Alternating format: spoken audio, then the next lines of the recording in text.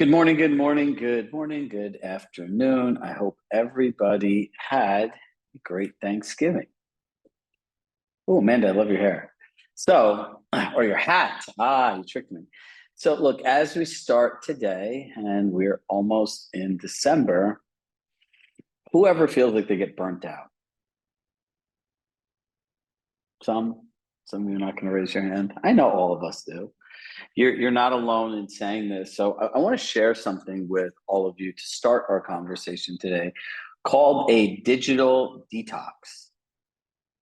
Look, if you track things in your phone, the constant being on your cell phone, your email, and doing things, you never mentally get a break. And I was having this conversation with my kids the other day as Wednesday, Thursday, Friday, Saturday, Sunday, as a family, we marathon. We went all over the place. We did so many things. And I was teaching my kids, my girlfriend and I were teaching them essentially, like, you can't go to bed at 7:30, 8 o'clock every day. Get your kid, you're 7, 10. At times you're going to have to stay up. It's part of life. So the next day they'd wake up and they'd be tired, but they would be like on their tablets. And I'm like, you can't rest if you're stimulating your brain going like this, right? Because if you know anything about how these platforms are created, it stimulates the dopamine in your brain, it engages you. There is no rest. So then I started thinking about this digital detox. I turned my phone off all Wednesday, pretty much all of Thursday, most of Friday, most of Saturday, most of Sunday. And it was just like liberating and free. And so, what I wanted to share with all of you is how can we implement a digital detox? Because do you think next year it's going to get any easier to get business? Or do you think it's more work for the same amount of money or less? Probably the second one, right? So, Sean, we need to realize gotcha, buddy, how we can effectively focus when we need to focus, but also give our minds rest so that we can be in a peak performance state every day. Does that make sense? So here's the thing. Between 8 p.m. and 8 a.m., somebody please tell me what critical, urgent things are happening in your business, unless they're planned and scheduled, besides providing free therapy to your clients' psychological issues. Anybody? Going once, going twice, sold. So here's what I want you guys to try to do. Think about whatever time your cutoff is. I'm not going to give you a time, but try to find 10 to 12. Yes, I said this, 10 to 12 hours a day, and that includes sleep, to disconnect from your cell phone, to mentally repower. You could meditate for 5 minutes and then enjoy your life. You know, there's a saying, all work and no play makes Jimmy a dull boy. So, you know, if you're sitting here and you're just constantly going and going and going, and you know you're already going on overdrive for the same amount of compensation, you need to give yourself a break somewhere. So the question becomes, how can we do this productively every single day? Well, if you turn your phone off at 8 o'clock and then you turn it on again at 8 o'clock in the morning, that gives you 12 hours every day. Say you sleep 6 to 8 hours. That's still 6 to 8, 12, 6 and 4 to 6 hours of just being a human being. Now, I want everyone to look at their cell phones and their screen time. And I'm sorry if you have an Android. Look at your pickups. You know, if you're awake 15 hours, let's say 15 hours a day, 60 minutes in a day, that's 900 minutes in a day. If you're picking up your phone 100 times in a day, that means 1 every 9 minutes of your life you're picking up your phone. How can you, A, ever feel rested? B, how can you ever feel disconnected?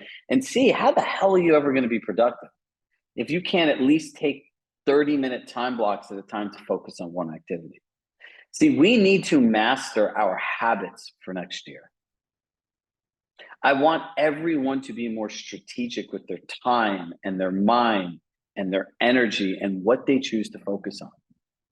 Because what I know is, if you find 6 to 8, 4 to 6 hours a day just to disconnect with yourself, It is incredible how rested you feel.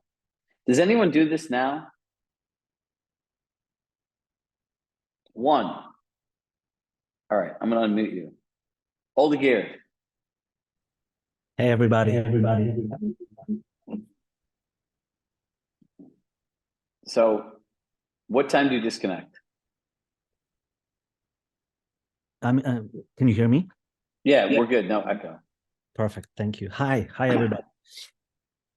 What was the question, Chirag? How often do you turn your phone off at a certain time every night?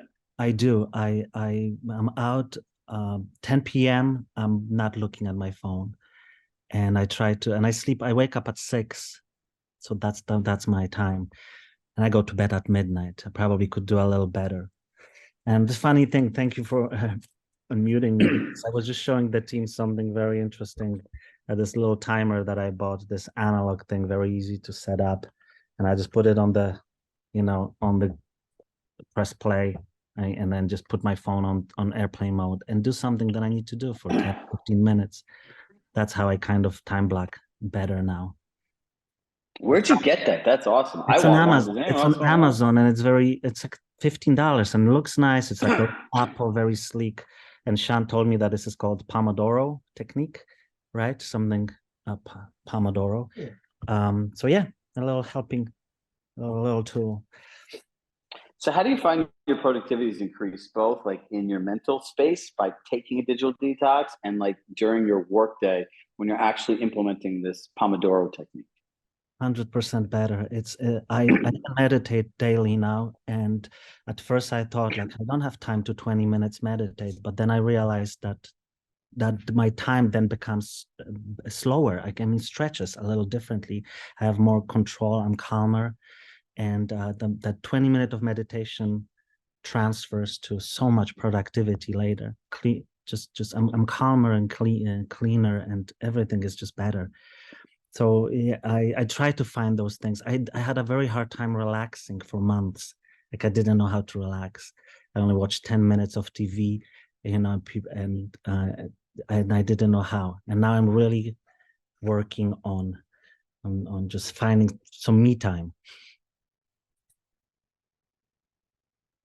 Who here, I can raise my hand at times, feel like it's hard to just disconnect and just relax? We all need it. Now, let me be the first one to tell you this. And some people are always surprised when I say this. They think if I have AirPods on, I'm listening to a podcast. They think if I have free time, I'm doing some like innovative thing. I love watching TV. It is one of the only things I find that turn my brain off. It is a purposeful thing. You have to find things you love every day. If not, you're literally like an indentured servant for your cell phone, your clients, your kid. Like, there has to be something you do to fill your cup every day. Right. So I think that technique is great. You should drop your email in the chat so you can meet a whole bunch of new people and send them the Amazon link. And look, if what I would suggest is Sean, is this from you, Sean Sasso? Give me a thumbs up. I would start an accountability group around the Pomodoro technique, right? Like, people that want to get this clock and spend 30 minutes a day doing something planned and purposeful. And everyone shows up to the Zoom call and everyone hits their Pomodoro. And at the end of 25 minutes, you come back and spend the last 5 minutes, everyone sharing what they accomplished. It will be such a mentally fulfilling exercise, but this is how you leverage each other. So we all good on the digital detox? Now, here's a question that I asked, and you hear me talking about this more and more. I said to myself the other day, as we get into these lawsuits, does anyone notice that there's just more and more and more of them? And what kind of tells you how sketchy and bullshit they are is the guy who is the head plaintiff's attorney was going to go to Inman, and he was going to be interviewed by Brad Inman. So Brad posted the 3 or 4 questions that he was going to ask this attorney on his LinkedIn. The guy read the questions, and you know what he said? I'm sorry, I'm not. So that just goes to show you, but perception is reality. And as more and more of these things come up, somebody actually on our team, they actually made a trailer of us talking about this and the lawsuit from behind from like essentially like March of last year.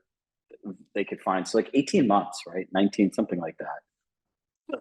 And the one question I ask myself is, if the Ritz-Carlton or Four Seasons became a real estate brokerage and had salaried agents, what type of experience would they be creating? Remember, we talked about this, your knowledge and your skills. Client experience and execution of your service is a skill. Get your skills up to your knowledge and unlock limitless income. So let's have a little fun here before I just spill my own thoughts and beans. If Ritz-Carlton or Four Seasons was a brokerage and you got an agent from there and you were buying a home, what would they do for you?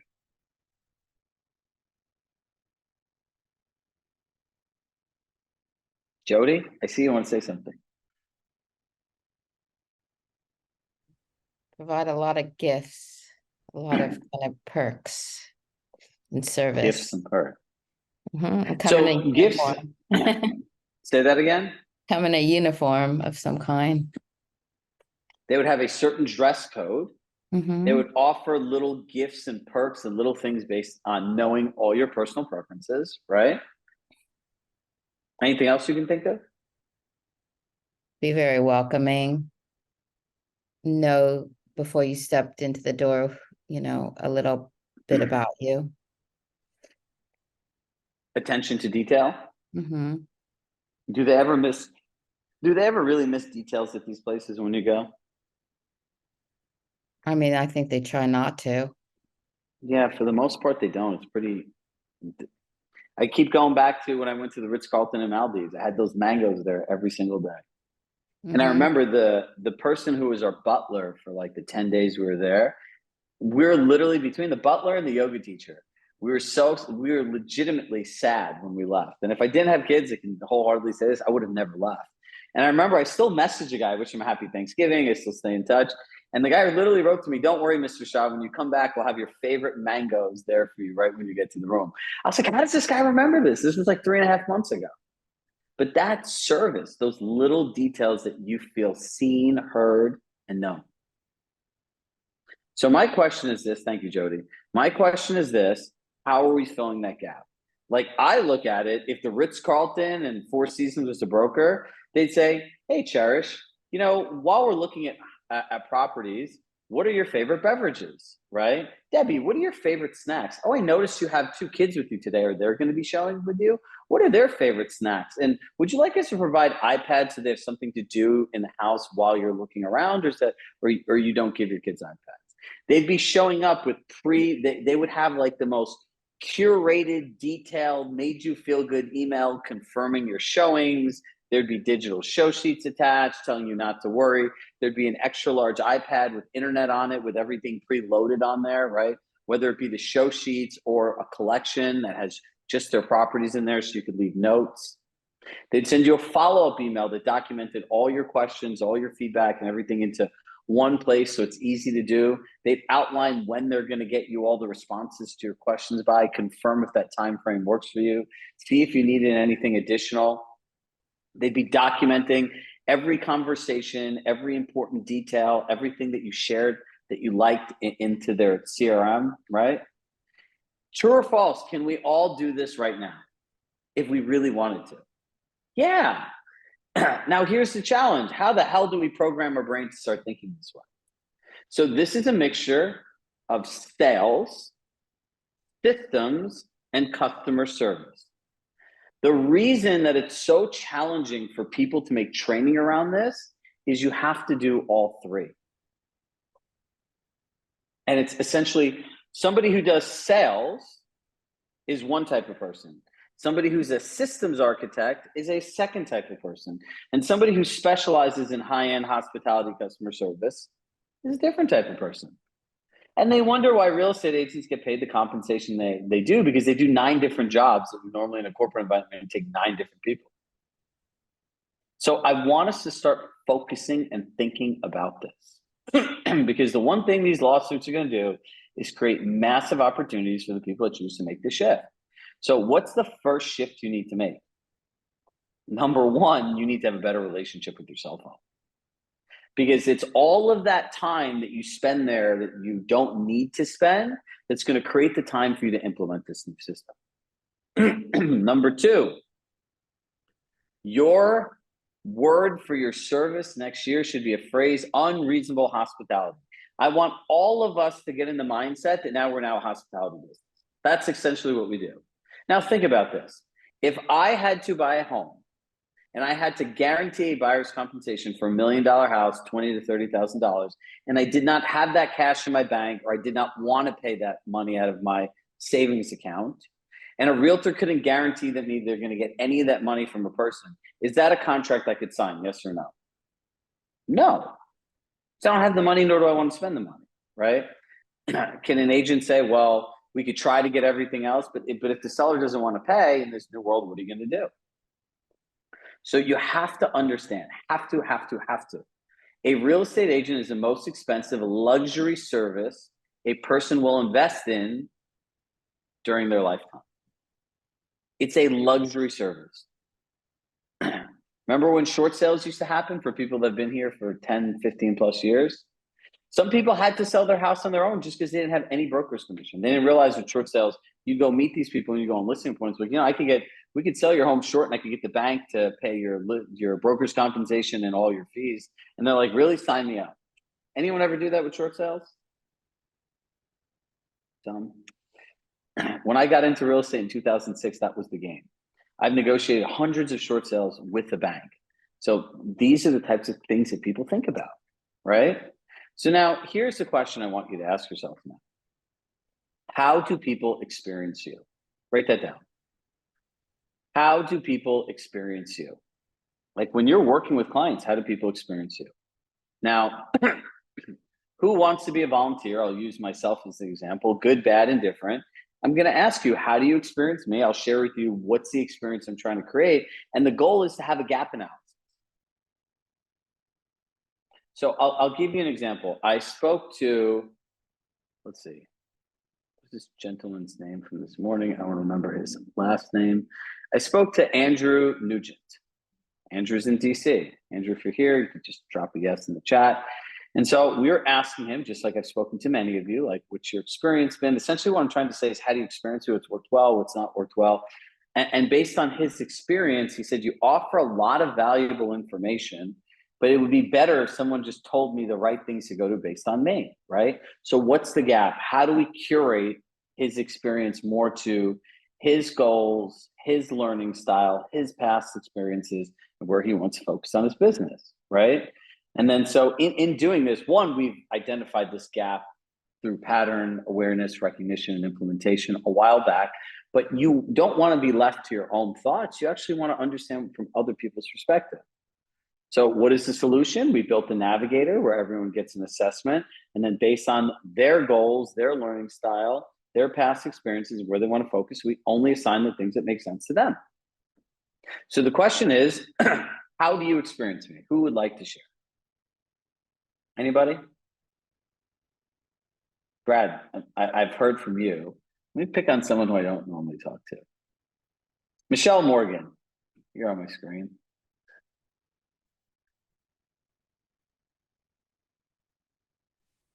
An agent. I'm Laura Lynn's ops manager. Great, that's even better. So you're not an agent, but you still sit here every day.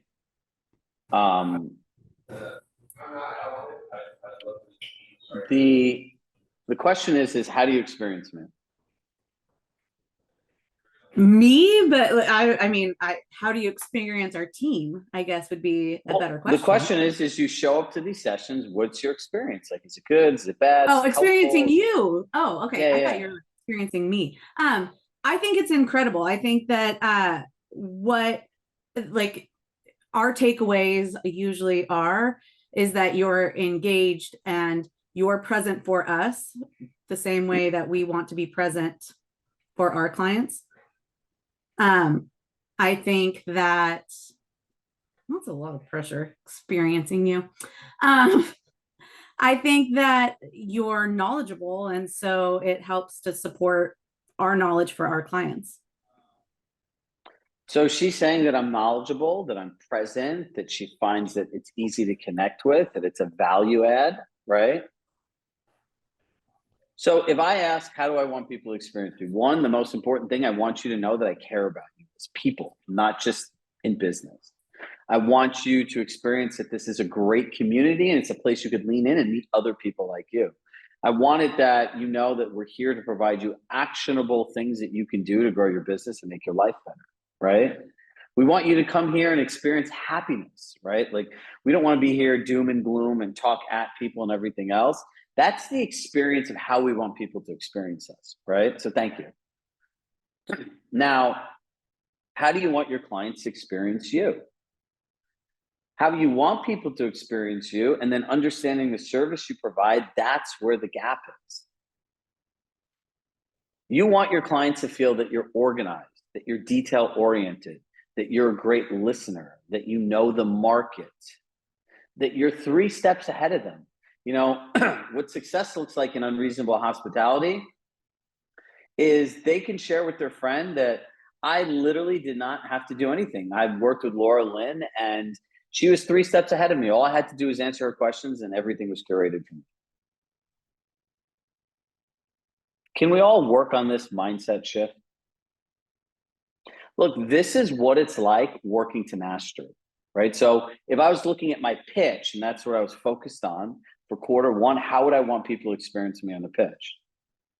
That I asked great questions, that I was able to meet people where they are.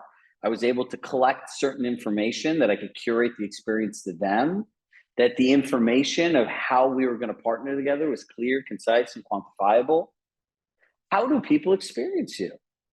Or is their experience like, hey, where's my showing feedback? Hey, can you send me copies of the paperwork? Hey, hey, hey, hey. That's not a luxury experience. The good news is, do you know anyone else that's sitting here talking about client experience anywhere else? Or is everyone just saying, share your value proposition, right? Like, it makes me laugh.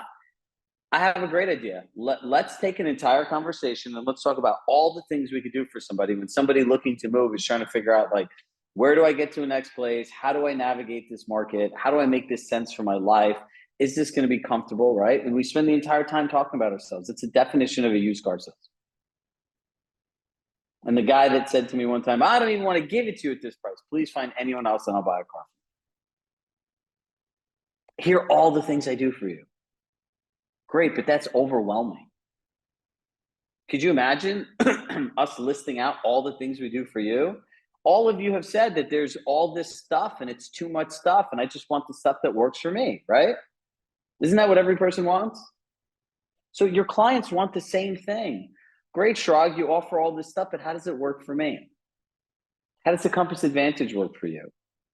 How do you identify my needs and wants? How do you understand, like, what my life in the community is like? How do you understand how I want to live and what memories I'm going to build in these 4 walls? And that's what this needs to be tailored. So if you ask yourself every day, how do you want people to experience you? And you look at the day and you look at your inbound phone calls, your outbound phone calls. Think about it. In the Northeast, shutting off your water and getting your pipes winterized is a real thing. Do you know how many people have moved from large metro cities to the suburbs that have no idea about doing this? And their pipes freeze the first year they own a home? It's a real thing. In some areas, you have to fill out certain forms for, I could see, like a Homestead Act, tax rebates and stuff like that. If you send them the form, you send them a reminder, hey, this is due, like, this is important, right? This is curated luxury.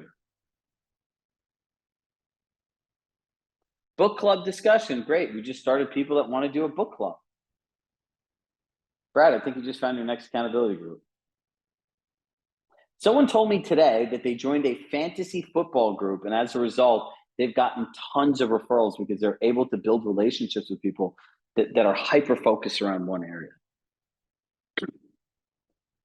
So look, my message today is, number 1, digital detox to create some space in your mind and your brain to do something new. Number 2, be unreasonable about the hospitality and service you provide. Make sense? Questions, comments, concerns, thoughts? Hey, Chirag, Hello. just a shout out for that book. You know, you mentioned it on last week's call, and I picked it up, started reading it over Thanksgiving weekend, and it's incredible. You know, it tells the story of you know, this fellow that worked with Danny Meyer's restaurant group in New York City, with Union Square restaurants, anyways, and this incredible mission of theirs to take this kind of old school. What I'm pointing out here is it's kind of analogous to real estate in that it takes this kind of old school, tried and true white tablecloth service industry and brings it forward, you know, for our modern needs. And there's just, of course, you know, the piece in that that's so essential is hospitality, right? So they bridge this gap of being kind of hands off, you know, waiter in the back, waiting, you know, to provide service, to leaning in and providing, you know, basically what you're talking about, you know, through your coaching and on this call. So I highly recommend the group. I've led really good book club groups in the past, so maybe I'll throw it up in the WhatsApp group, and would like to offer that out there for those who'd like to partake. So drop your email in the chat. We'll set up some Tinder dates for you here. And look, it's not going to get easier, right? It's not. And as Jim Rohn says, don't wish it was easier, wish you were better. You have everything you need. You say this over and over and over again. You just need to simplify this. And for the first quarter of next year, focus on one thing. So drop in the chat one area of your business that you want to focus on. Right? Like, where do you want to improve how people experience you? Drop in the chat, and I just want to go through here in the last couple minutes and help you specify what that is. Right? So like we saw in the last one, someone would say, well, I want to work on systems. So if you put in your calendar, work on systems, you're going to get there. Are you going to have a clear, concise, quantifiable idea of what to work on, or are you just going to be confused? You can be confused. Great. The client experience. What part of the client experience? Hospitality. What part of hospitality? Amanda, if we're sitting there doing a coaching session, I was just sitting there watching you, and your time block said hospitality, I'd say, great. So what do you want to do today? And you'd be like, talk about hospitality, right? We need to train our brains to work on things specific. So if you're looking at client experience, it could say client experience, right? It could say from the time I sign a buyer's broker's agreement to the time that I take them out for their first showing. That period you want to focus on, right? Next year, we've heard from people, this is really helpful, but can you teach us how to practice? So at the end of the session, for things we're encouraging to practice, not only will the navigator have everyone that wants to practice listing presentation so we can connect you with the right people. The second thing is we're going to say at the end of the session is, okay, when you want to practice, here's where you need to focus. Here's how you need to do it. And there'll be an explanation of it. So we're going to keep continuing to take our unreasonable hospitality one step further. All right, let me see some of the other responses.